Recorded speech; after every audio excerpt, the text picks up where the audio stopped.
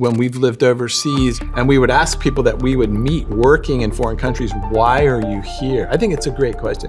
Why are you here living in Yemen? And they say something like, well, I owe God something.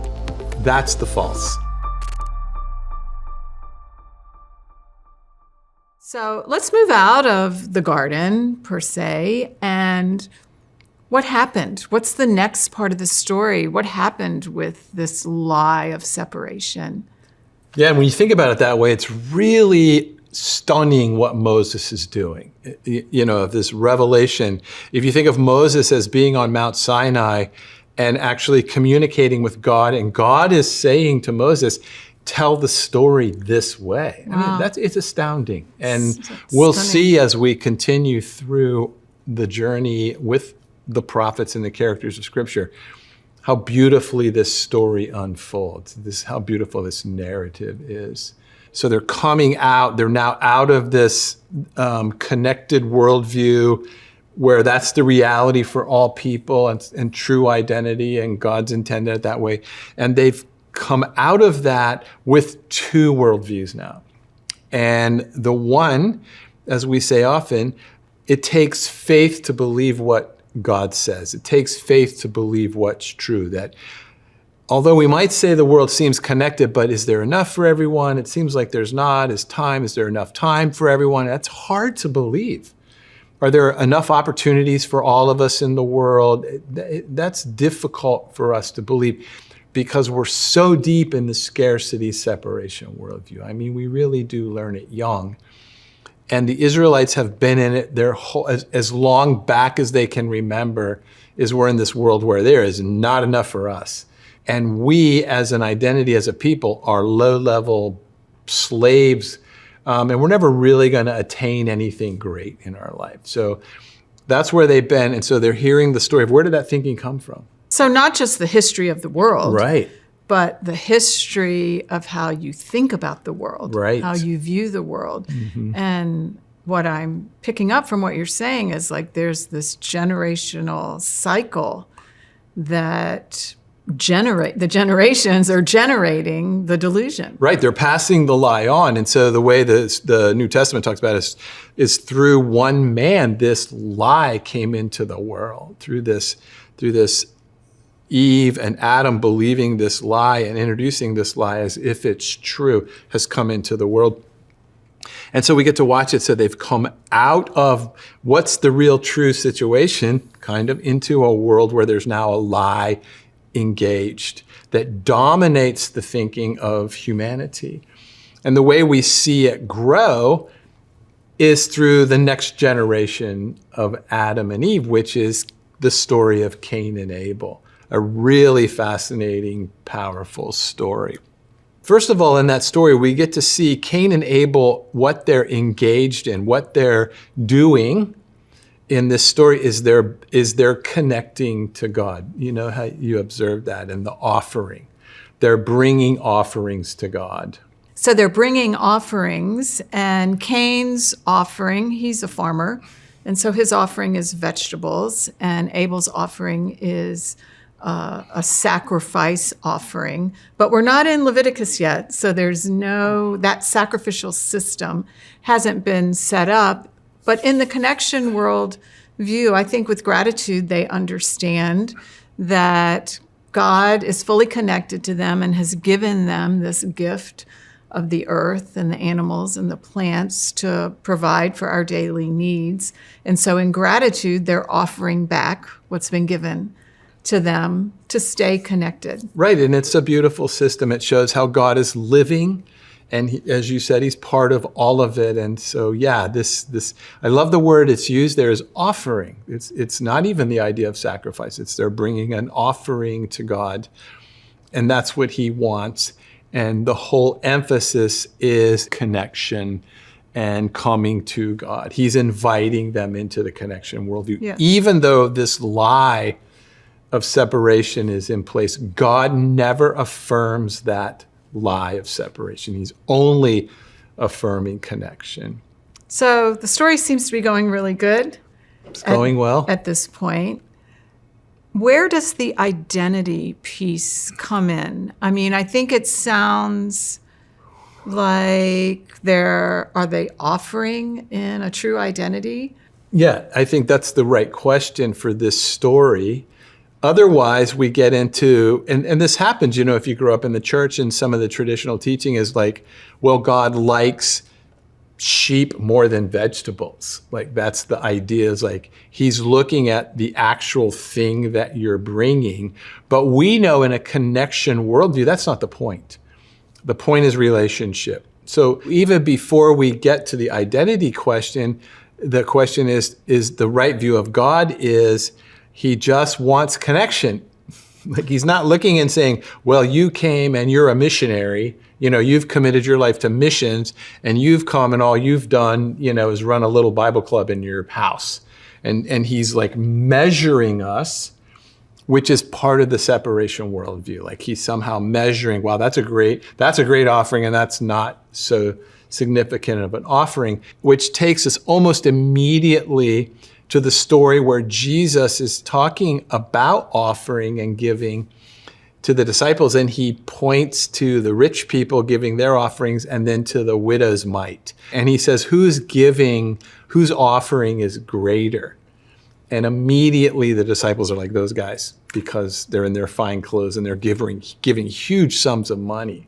So I think what you're saying is that it's the meaning behind, it's the sentiment behind the offering.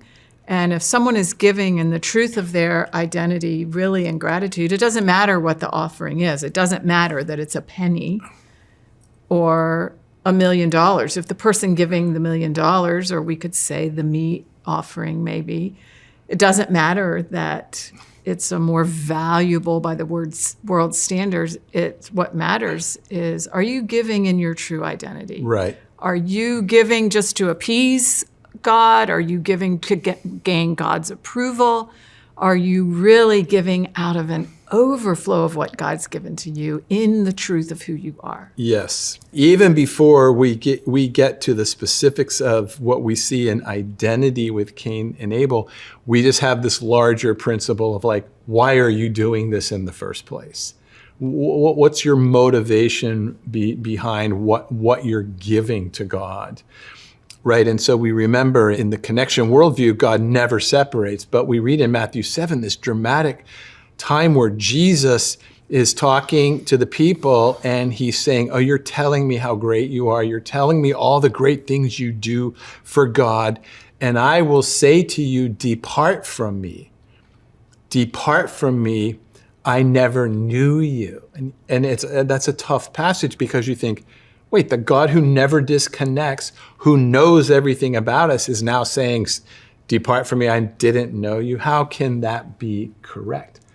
When we come back and look at this introductory narrative by Moses, he's really addressing that with the story of Cain and Abel.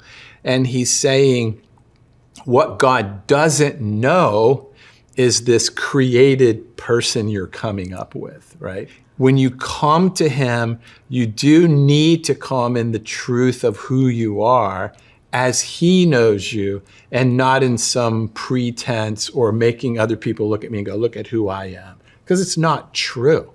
And he's saying, I want that false you to depart. I don't know that false you. All this is just in the idea of bringing the offering. Wow, that is stunning. I never knew you. It's not that he never knew you. God is truth. God is love. And so if there's anything false, it's not that he doesn't know it. He just can't engage. It's not with, there. It's not there. It's not real. Exactly. That's what you're saying. That's it's not right. real. Right. And he won't tolerate that. Wow. So I think a question we have to ask as a group as we study through this is, if I'm ever going to bring anything to God or offer anything to God or do anything for God, why am I doing it? Period. Why am I doing it? What's my motivation for doing it? And really walked through some truth telling on what's my motivation for what I do. I think that's big, because if we don't come that way, the connection's not there. God can't connect with what is false. Wow, God cannot connect with what is false, but can only be in connection, which he always is, with the truth of who we are. Right. So what happens in this story? So Cain brings his fruits and vegetables, and Abel brings his. And there's something wrong with Cain. I think this is where we really see the identity issue come up. And it's an interesting passage, just as we were talking. God can't see the false because it doesn't exist. I mean, this is such an important point, and it affects us so deeply. If I'm praying to God out of a false sense of myself, the prayer, it can't be heard. It's not like God doesn't hear it. It's he can't hear a prayer from the false. So we want to pray in the truth of who we are. So in this early story, we get to really think through this. Cain brings his offering to the Lord, and it says, we have to be careful how we read this. It says that God has no regard for it. What does that mean? God has no regard for it. Well, I mean, I know growing up in the church, it's like, oh, wow, God doesn't like vegetables. And then they're like, oh, he's like me. I hate him too. That's harsh. That would be like God saying, I prefer this over this. Like he's better than you. And I think Cain is already struggling with comparison with Abel. I think that's already in place. But it says that God doesn't see. He doesn't have respect for what Cain is bringing. And so we have to ask why. Why does he not see what Cain is bringing? And we get a glimpse into what's going on with Cain's identity before we get into the specifics of it. But Cain is already downcast. There's some kind of anger and frustration going on inside of him before he brings his offering to God. So something's already wrong there. Right. Maybe it's that sense. It seems like the world is descending into separation, and that first characteristic is not good enough. So maybe he's already feeling somehow he's not as good as Abel. Right. Yeah, because Abel seems like this really perfect kind of brother. You know, if you have that experience, that sibling rivalry. Do you have that in your family? Yeah, absolutely. And I won't say who's Cain or Abel, but in our family, but yeah. And so already that competition, that competitiveness, comparison, sibling rivalry, right, is already in play. And they have to learn that. So somewhere the generations are already learning, wow, there's a competition going on here because I'm different from you, and the difference makes us competitive. Right? Instead of saying, wow, we're other focused and we all work together and we should be different, it's like, wow, we're different, so what's better?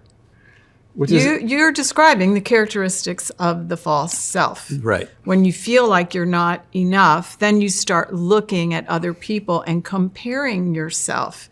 And then your not enoughness is just glaring in your face. So then you start to compete to prove that you are good enough, and anything connected or other focused or help your neighbor, it goes out the window. Right, and then God can't receive that because the motivation is wrong. Right. So you know how, as when we've lived overseas and we would ask people that we would meet working in foreign countries, why are you here? I think it's a great question. Why are you here living in Yemen or wherever? And they say something like, well, I owe God something.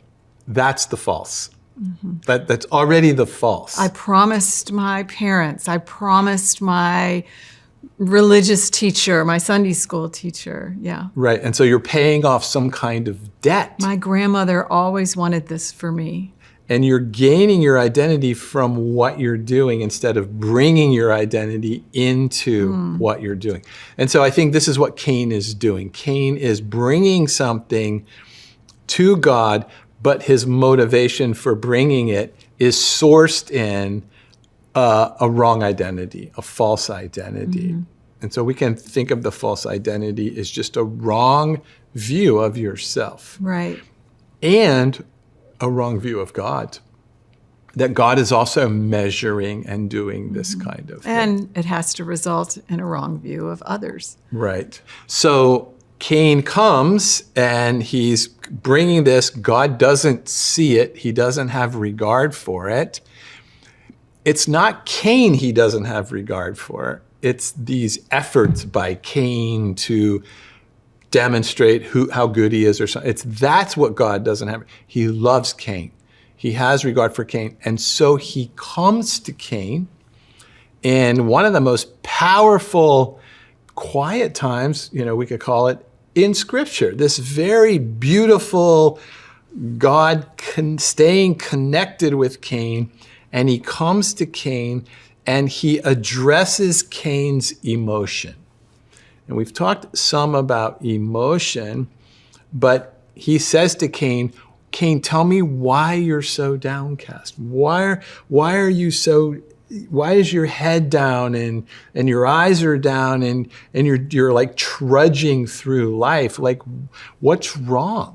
What's wrong? And so early on, we see this challenge of emotion as being something that helps us, guides us towards transformation, right? Negative emotion. And just like Adam and Eve, God pursued them when they were in their negative emotion of fear, guilt, and shame. Right. And here we see this is like a pattern that is emerging, because fast forward to us, somehow we feel like we have to have it all together. Right. And then once we're acceptable, we can come to God. And there's nothing further from the truth. Yes. He already accepts us and he pursues us in our pain. Because we're already connected. Yes. And so he's coming to Cain, just like God would come to us and say, tell me what's wrong. Tell me what's wrong. Tell me why you're angry. And this is part of the check-in process that we've talked about. Truth tell. Connect. Truth tell. He says, why are you so downcast? If you just do, and the phrase is, if you just do or be as you ought. Just be as you ought to be, as is true of who you are, everything would be fine. Wow. What a simple solution to what's become a very complicated issue to Cain, because in this beautiful mystery of a world, there's complexity systems, but there's no complication. Mm-hmm. And so as complex as our emotions are and beautiful and all of that and mysterious, they're not complicated. And what causes complication is fear. Cain is in some kind of anxiety about what's going on. And that fear is making it complicated for him to just bring your offering to the Lord and tell the truth. Like, wow, how hard is that? So simple. Right. So Cain, if you just do as you ought, everything will be fine. Stay connected. Stay connected to who you really are. Stay connected to me. Stay connected to Abel. Stay connected. And so he wants to meet him in his depression. So what was Cain's response?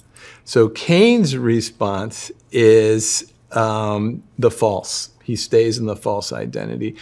God warns him, if you do what is right, everything will be okay with you. But the lie, the enemy, is crouching at your door. What a vivid metaphor for him.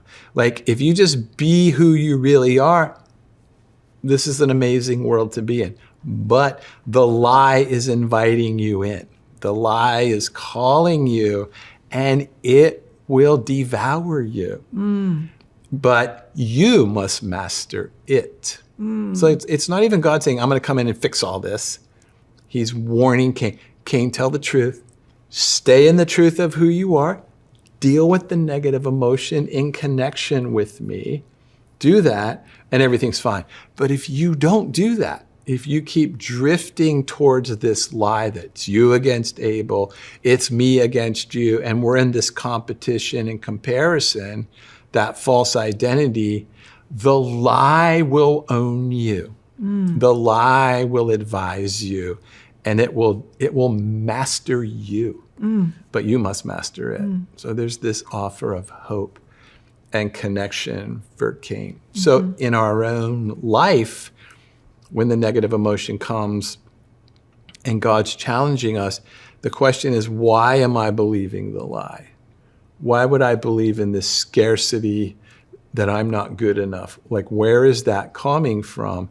And what's the truth of who I really am? Yeah. Then in that way, we can move forward and do what's right. Yeah. And everything will be fine with us.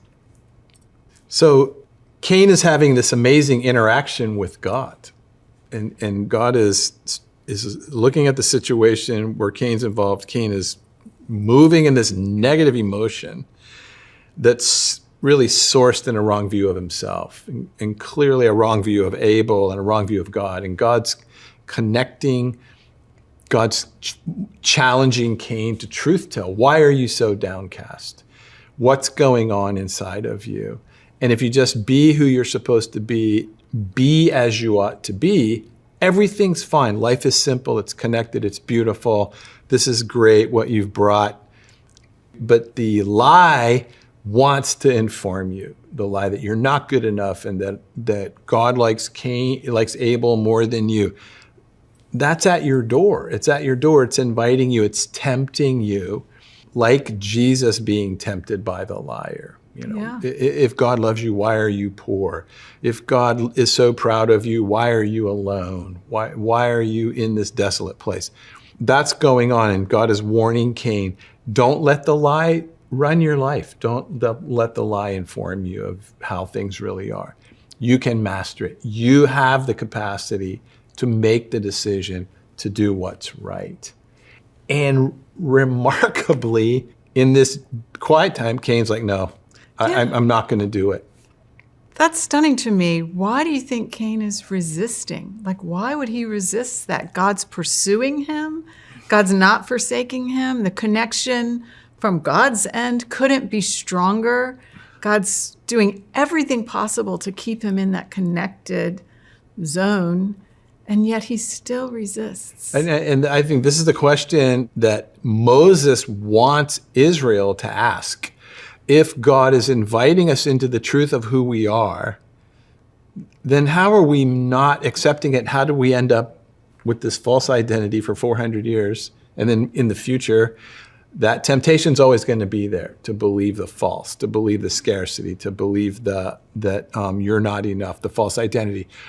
So he's warning them. Why would you resist that? And I think that's the challenge to us, is if God's for me, if I we know that all things work together for good, why don't I live that way? Like we've said before, it's what we believe, it's not what we just know.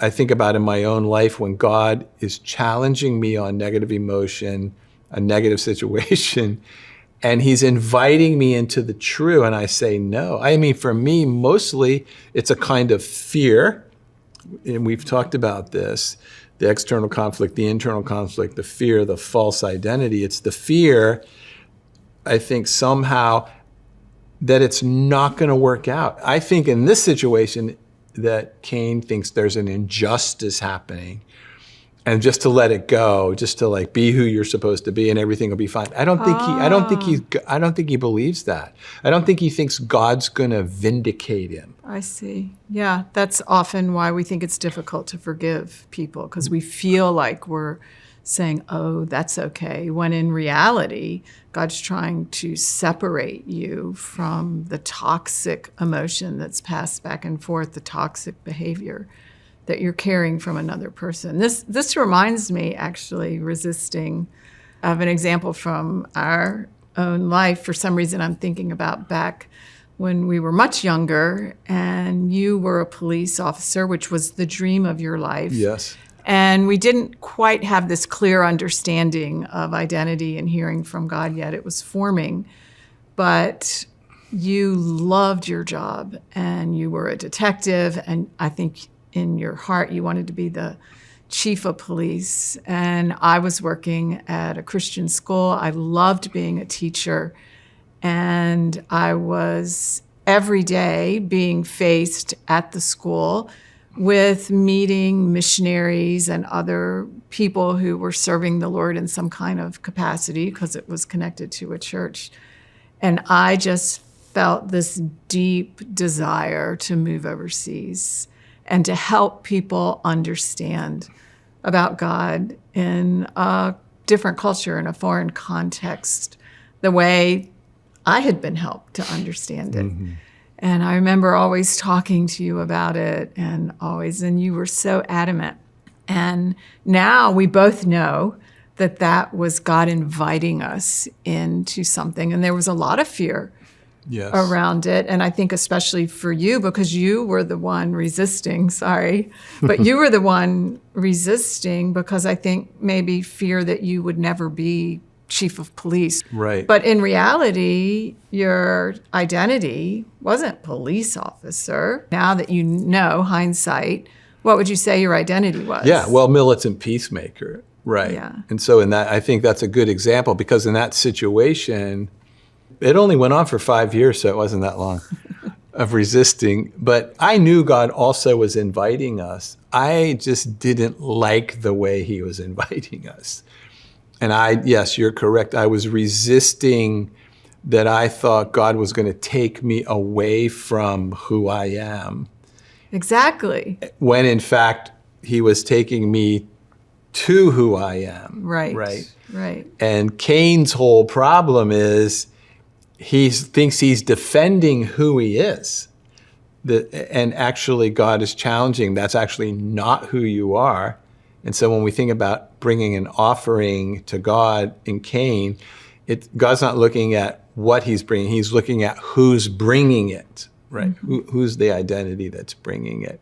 Often God is inviting us into being as we ought to be, and we are regularly saying no and don't even realize it. Right, that's what I'm suddenly thinking of, because when we look at this situation with Cain, it's like, how could he think this way? Like, it was so clear. Yeah, we weren't there and we don't know. But then when we think of our life, especially in the past, when we can see how God was inviting us into something and we felt a lot of fear about it, fear of where will the money come from? What if I have to pick up and move my kids? Or what if I go to this job and I don't have the right skill set?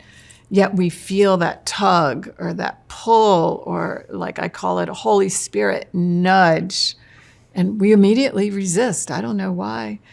And then we get to a point of God pursuing us so much that maybe we get fired because we're ignoring the nudge, and that's the only way we can get to the next place or the next level, not just job-wise, but in our relationship with God. So it's a good reflection question is, am I even aware of God inviting me into something? Or I'm so numb to it that I'm not even aware of it. Or think even of relationships. You know, that sense or that nudge of needing to call someone or visit someone, and we resist for whatever reason. Maybe we had some difficulties in the past and we resist it. But God's all about reconciliation and wanting to restore and renew. But why do we resist? There's only one reason we resist, and it's fear. Fear. And when you're operating in fear, you have to recognize that fear is a warning light, like on the dash of your car. I think we said that earlier, but just as a reminder, it would ignore that on our car, right? Because the car is going to break down and we want everything to go as it ought. Right. But we ignore it. And that is a huge signal that you are operating from a false sense of self. You don't know who you are. Right. Right? And you're operating in coping mechanisms, really, to overcome the fear. But it doesn't go away. It won't go away. It's mastering you. And it reminds me of a prayer that David prays in the Psalms. And he says, God, show me my hidden faults. May they not rule over me. Exactly. We can keep repeating the scenario that Cain's in. He comes in that unhappy, depressed state, trying to give something to God that's not authentic. It's not from the real him. And God, out of his love for Cain, is saying, look, I don't need you to give me stuff so I'll like you.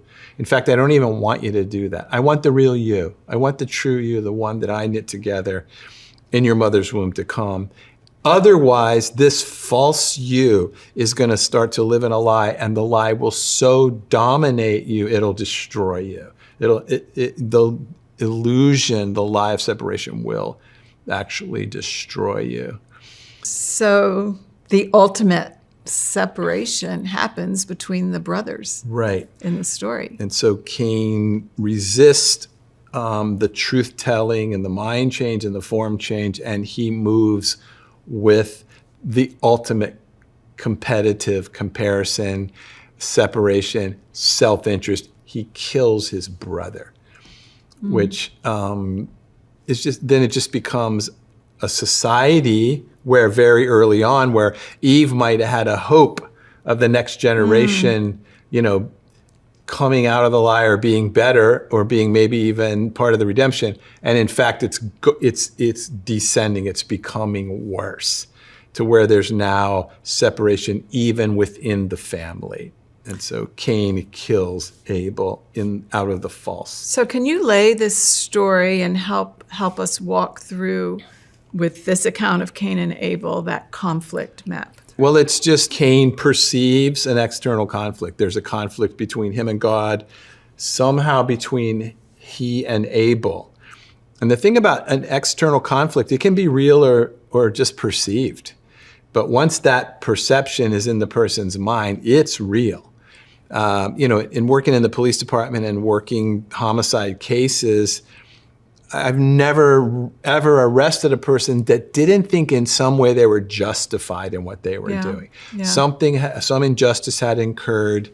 They have to rectify it. Obviously, God's not going to rectify it, so they've got to do it. They've got to make the justice happen. And so they commit this act. And so the external conflict just causes this internal conflict to rage that's already there. It's already present.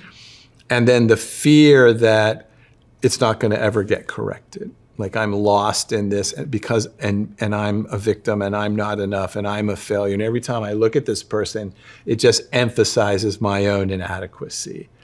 And so rather than correcting that, I'm going to get rid of this, the cause of my pain, and it's never what's true. So that's where Cain devolves to, and his act of retaliation is to kill his brother. And so now he's as separate as you can be. He's lost in the separation, false identity worldview. And now he has an identity. I'm a murderer. Like, I'm the killer of my brother. And the earth cries out, it says, against for the innocence of Abel's blood. You're saying his identity becomes murderer, but that's what he did. And your true identity is a state of being. It's who you are. Right. And that being then informs your doing. So just because you failed at something doesn't mean that you're a failure. Right. And so he did murder someone, and he is taking on a false identity of what he did, ignoring who he was created to be. Yes. Right. And so imagine as Moses is telling this story, it's a horrific story. And it's extremely violent. Yeah, and he's telling it, and he's like, imagine this kind of hatred of brother going on in a family and the murder. But he's emphasizing the connection view of God. What does God do when we commit this horrible act of murder? What's God's response to it? And it's connection. Yeah, God pursues him. That's right. It's the theme that Moses wants Israel to understand as they go into a world that's built on separation, that thrives on scarcity and fear and empire building and murder and theft. He wants them to realize that no matter what happens, God's desire is connection, because the connection worldview is always only the true worldview. And connection and enough and mystery is all part of what's actually true. And we need to be other focused. Even when we wander off, he's going to come in, he's going to find us, and he's going to restore us back to the truth of who we are. Can God redeem or restore a false identity such as murderer? Yeah, well, and that's what he's doing. He comes to Cain And the idea is for Cain to truth tell about what happened. But Cain is lost in this. He has the agency, the free agency, and he's lost in his separation worldview. And he feels, I think, unworthy to be even in the presence of God. Because it says he walks out of the presence of God, which is impossible. It can't be done. Where can I go from your spirit? Exactly, but in Nothing can separate you from the love of God. And this is the lie mastering his thinking. It's having his way with him. That he thinks, because of how I've acted, I must walk out. I am now out of the presence of God. There's a gap. Because I'm abandoned and I'm the one that'll be despised by people. He starts naming these false identities of himself.